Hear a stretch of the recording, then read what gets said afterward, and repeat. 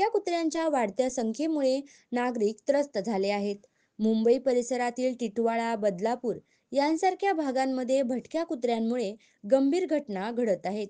टिटवाळा येथील रेजन्सी सोसायटीत नुकतीच एक घटना घडली, जिथे 8 व 9 क्रमांकाच्या इमारतीत 4 ते 5 भटक्या कुत्र्यांनी एका महिलेवर हल्ला करून तिला गंभीर जखमी केले.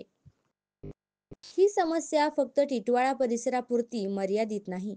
बदलापूरमध्येही काही दिवसांपूर्वी अशाच प्रकारच्या हल्ल्यात एका व्यक्तीचा मृत्यू झाला होता. भटकी कुत्री गटागटाने फिरत असून महिला, लहान मुले व ज्येष्ठ नागरिक आणि दुचाकीस्वारांवर हल्ले करण्याच्या घटना वारंवार समोर येत आहेत. प्रशासनाच्या श्वान निर्बीजीकरण उपाययोजनांवर नागरिक नाराजी व्यक्त करत आहेत. भटक्या कुत्र्यांची संख्या कमी होण्याऐवजी दिवसेंदिवस वाढत आहे.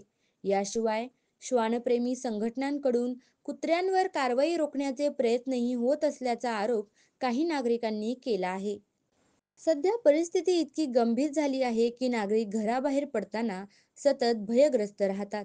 या समस्या सोडवण्यासाठी प्रशासनाने अधिक प्रभावी उपाययोजना करणे आवश्यक आहे. अन्यथा भटक्या कुत्र्यांच्या दहशतीमुळे नागरिकांचे जीवन अधिकच कठीण होईल. अशाच महत्त्वपूर्ण बातम्यांसाठी फॉलो, लाईक, शेअर करा आणि पाहत राहा आपला महाराष्ट्र डिजिटल. नमस्कार.